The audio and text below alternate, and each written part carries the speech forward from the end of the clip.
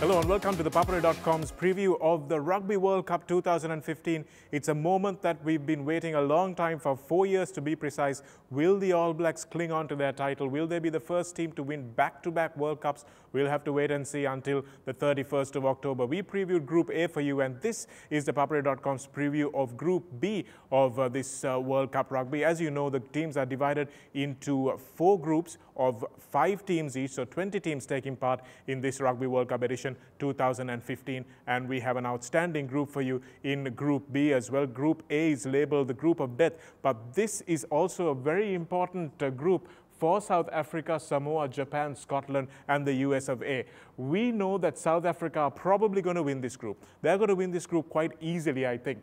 But the next 2 places that are going to be something that are going to be fought really hard. We've got Samoa, we've got Japan, we've got Scotland, and the US of A. Now, for me, Japan is a team that's probably going to finish last in that group, because I don't think the Asian giants, although they're giants in this part of the world, have really what it takes to go forward and come into second place in that group, because you've got teams like Samoa and Scotland who've got a lot of pedigree. So for me, it's going to be between Samoa, Scotland, and the USA competing for that second place in the group. Going to be really interesting. And who are the teams that we're going to look at? We'll look at them a little bit more closely. South Africa are the team indeed that have won the 1995 World Cup. They're the team that have won the 2007 World Cup. So as a result of that, they will be the favorites to go through from this group. And I think when you look at the people you have in charge, guys like JONNY, Villiers and Henneke Meyer, you have to know exactly why that is. Because Henneke Meyer, despite the fact that he's under a little bit of pressure lately from the South African public, because they assume that he hasn't included enough coloured players in his lineup, that's something that Henneke Meyer has to answer for off the field. But on the field, I think JONNY de Villiers and his men have absolutely been outstanding. JONNY de Villiers has recovered from a knee injury where he busted 3 of the 4 ligaments in his knee. Now, that's a huge thing to come back from. In the very first game that he came back against Tri-Nations opposition from that injury, unfortunately, he broke his jaw. But he will be fit for the World Cup, and that's something that a lot of the South African fans will be very grateful for. The other men that we have to look for in this lineup, obviously household names for us here in Sri Lanka. We've got Bismarck du Plessis, who is one of the most dangerous players in world rugby at the moment. He can make anything happen from any breakdown, whether it's a big hit, whether it's a ball carry, whether it's a turnover, he can do it all. And Bismarck du Plessis is someone who will really destroy oppositions and will be a key player if he is injury-free for South Africa. Schalkberger also returning from a debilitating illness and injury, but he's made it back. He played at number 8 in the Tri-Nations, but really he's a number 6 now. So will we be looking at Schalkberger starting in place of Dane Vermeulen at number 8? That's an issue that the South Africans were having, because they don't have a specialist number 8 to really marshal that pack at the moment. So let's wait and see how Schalk does. Damian de Allende, now this is a real selection nightmare for me, because Damian de Allende has been absolutely outstanding. He's big, he's strong, he's fast, he's got distribution skills, he can kick, and he has been really outstanding at number 12. With Jean de Villiers coming back in there, trying to fit that midfield trio of Jesse Creel, Damian de Allende together, while including the captain as well. So the captain may have to move to the wing. The captain's place, though, is at number 12. So will they bring him into number 12, move Jesse Creel to the wing, and bring Damian de Allende into number 13? That's a question that Henneke Meyer will be forced to ask himself. The other one who is a real mercurial fullback at the last line of defense is Willie le Roux. He is an absolute magician. He can make the ball do anything, and under the high ball, he's fantastic. He can spark something out of nowhere. And the young guy who a lot of them expect to come good, aside from Andre Pollard, if Andre Pollard is injured, he's the man they have to go to. Patrick Lambie, who has been one of their under-19 stars. But the way Pollard is playing, he really has been outstanding as well. So those are the guys that have been entrusted with doing the job for South Africa. There are a few players, obviously, who miss out. And one of them is Marcel Coetzee, and I really don't know how you can't pick Marcel Coetzee. For me, honestly, sentiment aside, Marcel Coetzee is a much better player at the moment than Schalkberger is. Unless there's an injury that we don't really know about, Marcel Coetzee is a shoo-in into that side. For me, Cornel Hendricks, unfortunately, is one of those coloured players who are rumoured to have missed out. So he's a 7th star. He's played quite a bit of rugby on the wing for the Springboks, and he's a good player. So it's unfortunate that he had to miss out as well. And Vincent Koch, of course, He's a prop, and unfortunately not having enough room to take him into the party as well. But South Africa, don't forget, they've got guys like Tendai Tamarira who can really do damage at the scrum time, so I don't think they need him at the moment. So that's South Africa's chances. Let's move on, have a look at Manu Samoa, everybody's favorite island team. Well, aside from Fiji, perhaps Manu Samoa is one of those teams that really captures the hearts of all rugby watchers, mainly because they don't really win big things, but they've got some great players in their side. The captain, of course, Ofisa Treviranus, and the coach, Stephen Beetham, they will be entrusted with trying to transform what has been an underperforming Samoa team into a team that can do great things on the world stage. They too have quite a few players who are playing their rugby either in New Zealand or in Europe, so they will draw on vast experience from those areas of the world.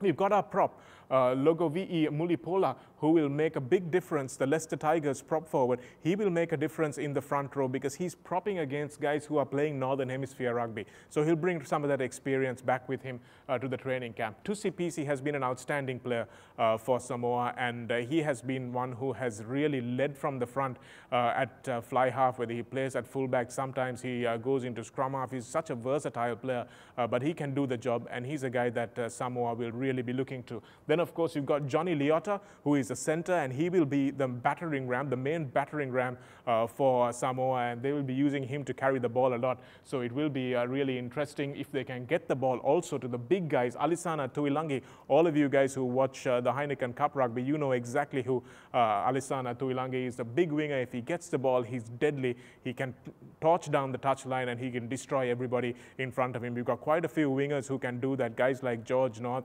guys like Tuilangi. Then you've got Waisaki Naholo for New Zealand. So many of these really powerful wingers. It'll be a good World Cup to watch them in action. And of course, from the Waikato Chiefs, we have Tim NANAI Williams, who is the cousin of Sonny Bill Williams, plays his rugby in New Zealand, but turns out for Samoa, of course, lots of players who played for Samoa have gone on to represent the All Blacks, guys like Tana Umanga.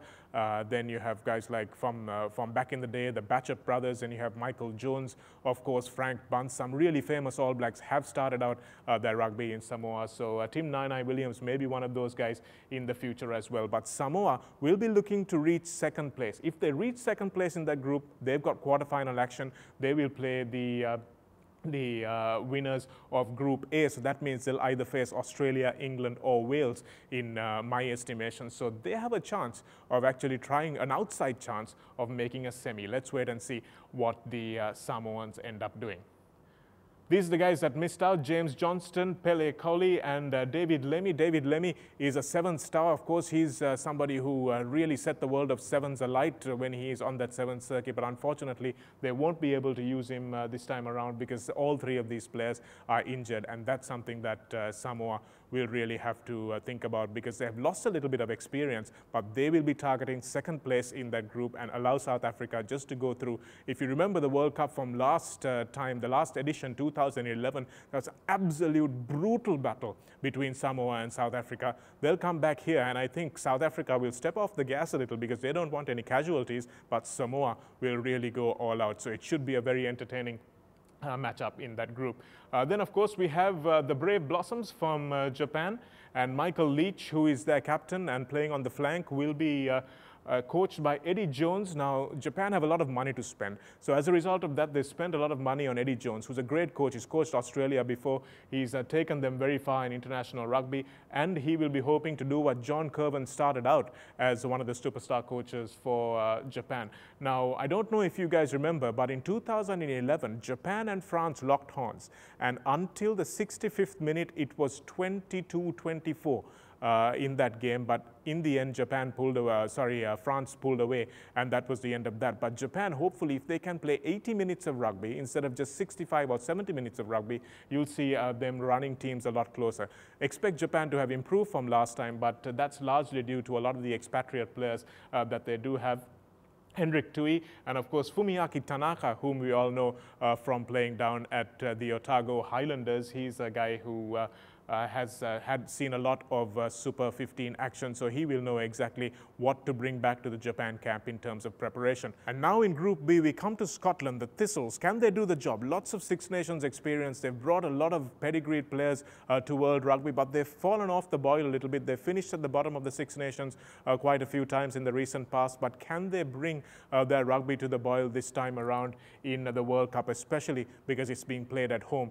They've got men who are entrusted with that. Greg Laidlaw, he's the captain. Will he be able to spark something in that halves combination? That's something that I'm sure that he will be wanting to do. And of course, the coach Fern Cotter, he's a man who's got plenty of experience. He's been given the job. He's been in place now for about a year. So that's something that he will be looking to bring the Scotland team together. A lot of them play only in Scotland. As a result of that, they play together. So that harmony is something that Scotland will be looking to bank on. Richie Gray is one of their main players, as is Johnny Gray. And these two guys will be entrusted with a lot of the ball carrying for Scotland, and if they're able to do that, we'll see good results from them. Of course, the most accurate kicker in World Rugby, Chris Patterson, has retired. But one really notable thing about Scottish Rugby is that they have 9 place kickers in their squad of 31. So if Fern Cotter is able to make sure his forwards win penalties, then they have no shortage of guys who will be able to kick points for them. Then you've got Stuart Hogg at fullback. He's a guy who can really spark something also from the fullback position, can counter-attack well. He was on the Lions tour, as was Tommy Seymour. So we'll wait and see whether Scotland will be able to make a dent in their oppositions. I'm sure they'll be targeting that Samoa game. If they target Samoa and get into that second position by beating the other two teams, I think it will be a pretty interesting match. I would back them to beat the US. I would back them to beat Japan as well. But we wait and see whether they have what it takes to beat the Samoans. Rob Harley, Blair Cowan and John Barclay all missing out, unfortunately, and that's a lot of experience that's gone there. And of course, James Hamilton retired recently also for Scottish Rugby, so those are a few losses, but I'm sure that they will be trying to put those behind them and make it to the next grade. And then we come to USA Rugby. Now, they're a team that can really cause an upset in this Group B, because you've got teams who can actually win a couple of games in this group. I think everybody will probably lose to South Africa, but then you've got Samoa, who may be able to spring a surprise against South Africa, but also will find it hard against Scotland. And maybe Japan, of course, will probably finish at the bottom of this group. But USA Rugby is a team that can do the business because they've got a lot of processes in place. They played 2 showpiece games against Southern Hemisphere opposition, against the Wallabies a couple of weeks ago, and then the All Blacks last year, both in Chicago. So a bit of a buzz around the game of rugby. So let's see whether Chris Wiles and Mike Tolkien can actually take this buzz forward and convert it into results on the field. They're looking for some wins, and of course, their northern cousins, the Canadians, have performed a little bit better than they have on the world stage. So I think they'll be wanting to go a little bit beyond that at the moment. So that's the story for the US. They've got some interesting players who play their rugby in Europe. You've got Samu Manoa, who plays in the number 8 position. He plays his rugby in Europe, as well as Tagudzwa Ngwenya, who is the winger, and he is absolutely outstanding, manages to finish off some great moves, and Hayden Smith is one of their key players to watch out for as well. So USA, can they topple one of Scotland? I'm sure they will probably beat Japan. That's going to be the real crunch game. And despite what anybody may think, even if it's not an absolute hell for leather clash for the top half, it's going to be for the bottom place in this group, because I think Japan are going to run the USA close, USA are going to run Scotland close, and Scotland may run Samoa close, or vice versa. It's going to be a real battle underneath South Africa for second and third place in that group. So watch out for Group B, ladies and gentlemen. You can watch all the action on ThePapare.com. We'll bring you all the previews and of course the fixtures coming up, so you can save them and not miss a minute of Rugby World Cup 2015.